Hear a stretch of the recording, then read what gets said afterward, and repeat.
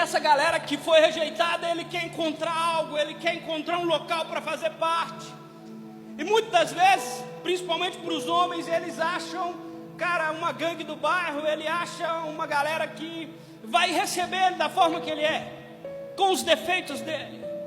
E aí ele se sente participante daquilo e ele começa a se envolver. Às vezes ele nem queria fazer aquilo que a galera está fazendo, mas porque ele precisa se sentir participante de algo, ele se anula para ser o que o outro quer.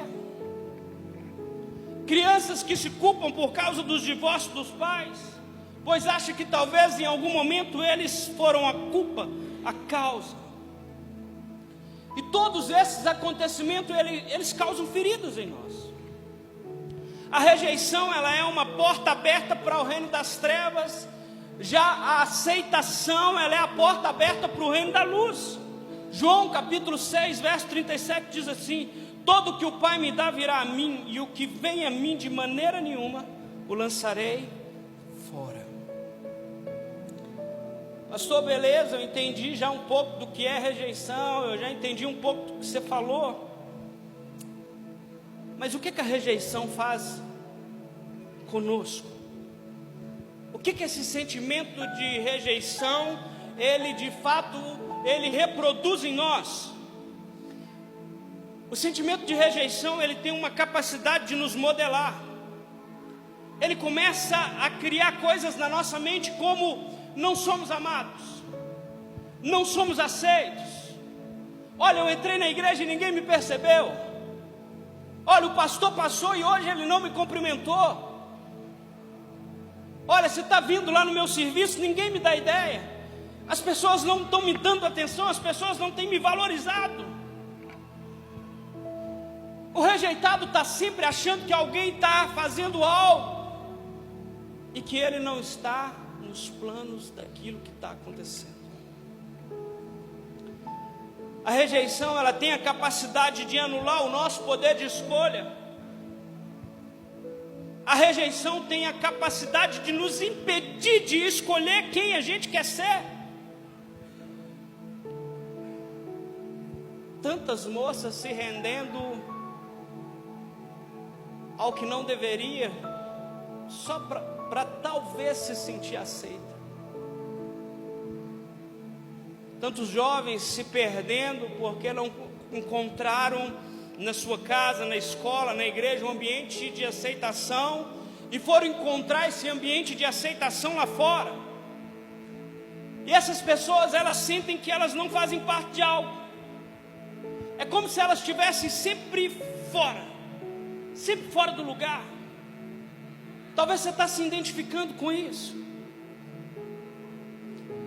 Talvez você está ouvindo, falando: cara, isso faz sentido para mim. O rejeitado, ele não consegue se sentir digno de algo grande. Ele acha que ele não é merecedor. Ele acha que ele precisa sempre viver uma vida ruim.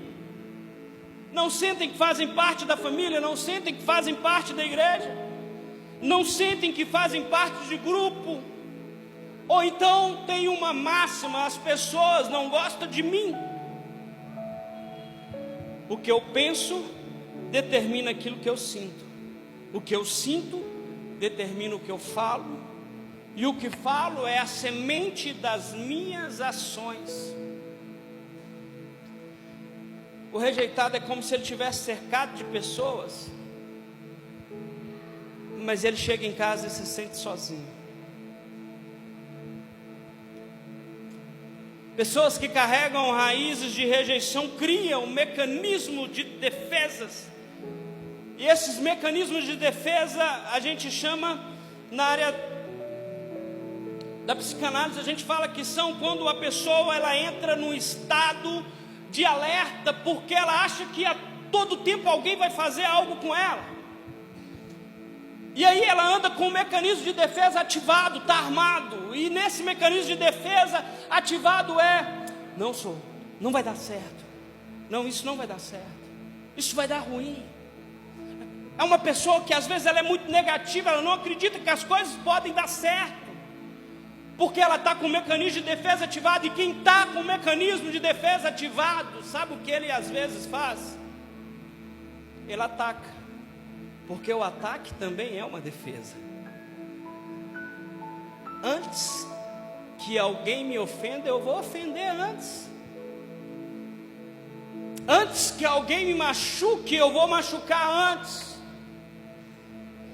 Ninguém nunca mais vai me abandonar, porque eu vou abandonar primeiro. A gente teve um atendimento, eu e minha esposa, de um pastor, e a gente conversando, e ele falou assim: eu nunca mais, no dia que eu fui abandonado, eu olhei no espelho, eu era criança, e eu falei: nunca mais ninguém me abandona. E aí ele abandona primeiro agora. Mas talvez, se você está nesse cenário, eu queria te dizer que Jesus quer te curar nessa noite. Que Jesus quer trazer um novo tempo para a sua vida. Aquele que é vítima de rejeição, ele está sempre rodando em volta disso, rodando em volta da sua dor. Porque ele acha que se ele se anular quem ele é, ele vai se tornar aquilo que os outros querem.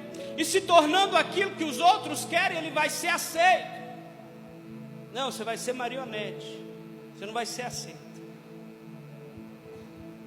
Quantas pessoas, não, talvez eu nem gostaria de estar de terno. Não, mas eu vou vestir porque é o sistema, é aquilo do tempo. Talvez quantas pessoas não se vestem da forma que quer, coisa simples. Porque estão preocupados com aquilo que os outros vão pensar, estão refém dos outros. Não consegue ser quem ela quer ser. E aí a gente entra numa situação: ou fazemos o que não queremos para agradar o outro, ou então a gente faz uma outra coisa. A gente não faz nada, porque eu não posso me expor. Porque se eu me expor, talvez, quem sabe, alguém possa vir me rejeitar. E para que ninguém me rejeite, eu não faço nada. Talvez hoje traz a explicação porque você tem anos sentado no banco da igreja e nunca se dispôs a fazer nada. Talvez nessa noite o Senhor está querendo te dizer: filho, eu vou te curar para que você seja um instrumento nas minhas mãos.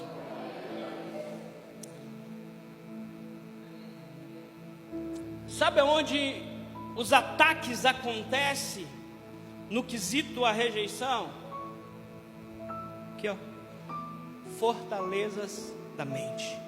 Acontece na nossa mente. O rejeitado tem uma mentalidade crítica. Ele está olhando para aquilo que está faltando, mas não por aquilo que está acontecendo. Pastor, entendi, mas eu quero te dizer mais. Uma das principais formas que o sentimento de rejeição se instala em nós é por meio de palavras. Isso. Palavras são decretos.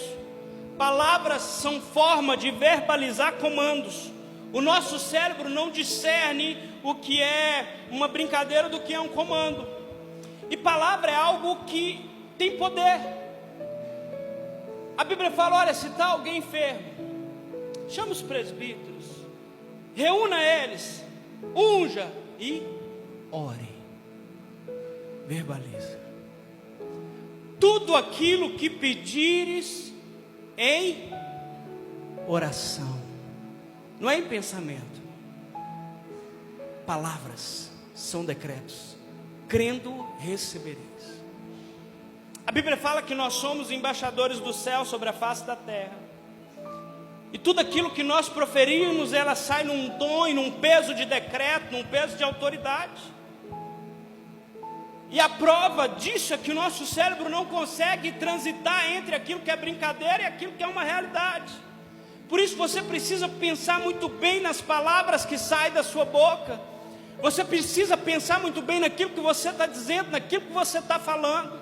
Porque você tem autoridade, marido, você é autoridade dentro da sua casa. Então quando você fala a autoridade, alguém que exerce a autoridade está dizendo. E se a gente não consegue entender sobre esse trânsito entre aquilo que é brincadeira e aquilo que é um decreto.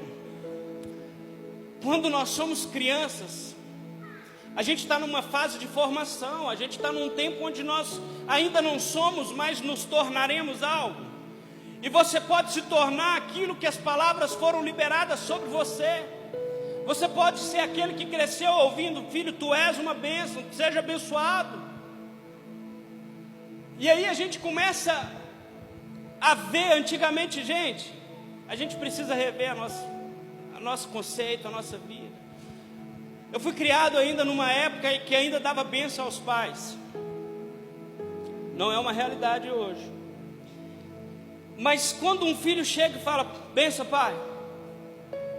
E aí o pai olha e fala: Deus te abençoe. Todo dia de manhã eu chegava nos meus pais: benção, pai, benção, mãe. Se fosse no boteco do meu avô, eu tinha que dar benção para todo mundo que estava no bar. E de uma forma ou de outra, decretos eram liberados: Deus te abençoe, seja tu uma bênção.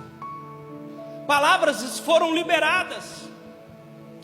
Pastor, mas minha realidade foi outra. Foi, talvez sua realidade foi essa aqui. Você nunca vai dar em nada. Talvez você ouviu isso. Você nunca vai dar em nada. Você nunca vai ser feliz. Você não presta. Você é burro.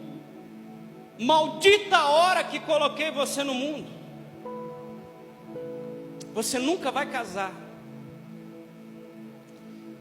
E sabe o que a gente fez? Foi decreto. Foi ordens que nós recebemos. E talvez o que você tem feito hoje é somente responder a esses comandos ruins que você recebeu.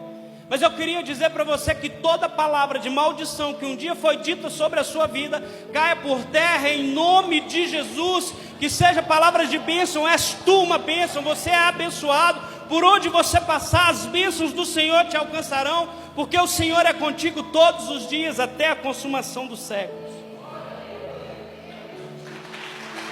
Aleluia.